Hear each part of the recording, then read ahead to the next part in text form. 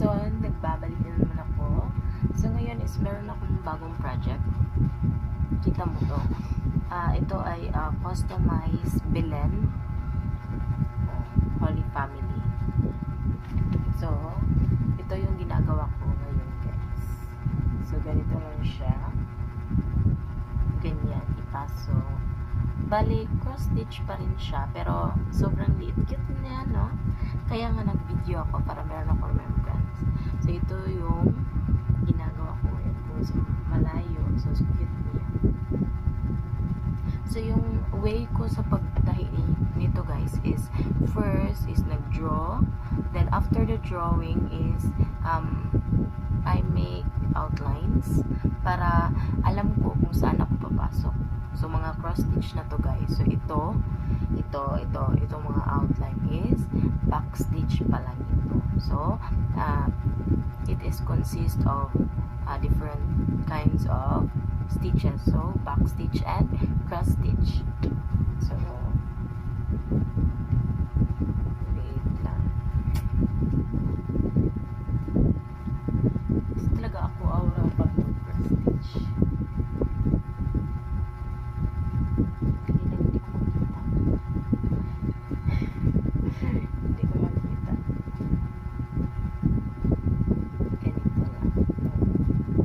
Bali, i-fill-in ko lang ito lahat, tapos ito din, para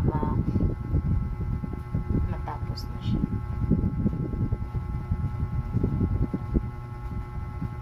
Tapos, ipapap ko na lang mamaya kung ano yung before and after. Ganyan na. Ito yung libangan ko. At the same time, kumikita na ako. Ito pala, guys, ay order. So, bali rush order siya. Ngayon siya binigay. October 3. Tapos yung deadline, October 4. O, diba? Ang husay. Magkakapi na naman ako nito.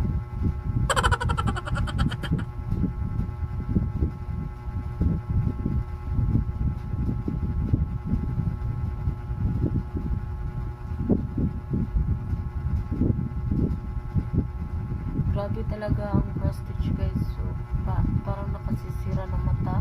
Pero, whatever. Dito ako nagkukuha ng income. Aray.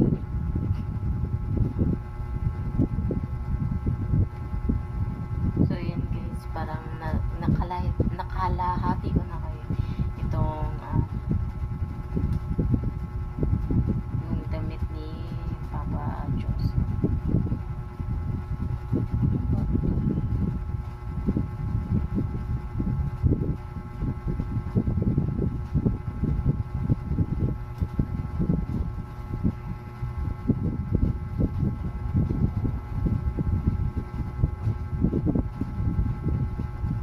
Ganito na yun, guys. Grabe, sobrang boring.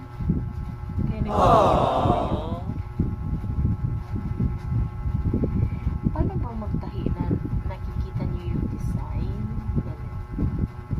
Ganyan. Tsaka, pasok, labas.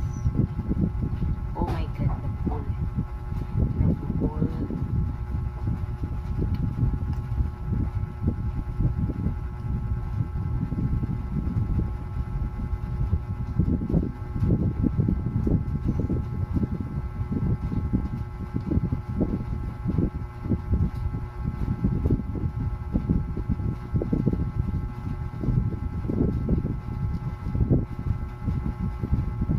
Tapos ito pala yung ginagamit ko na sinulid, guys.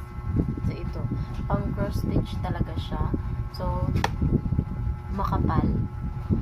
Hindi siya manipis kagaya ng normal na itatahi natin.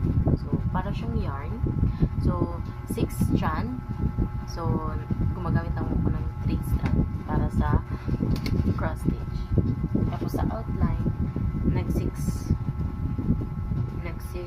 strand ako para luwas talaga yung design niya.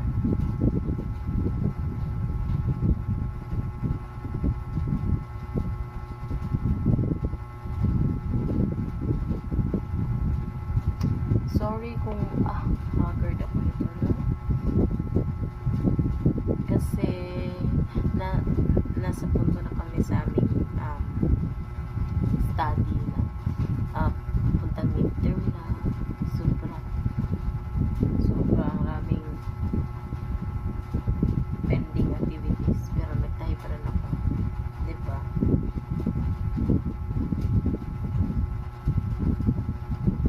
Minamanage ko talaga yung time ko, guys. So merong time na mag-aaral ako, merong time na magtatahi ako, kasi dito ako kumukuha ng allowance ko. Kaya from hobby to my business na, small business.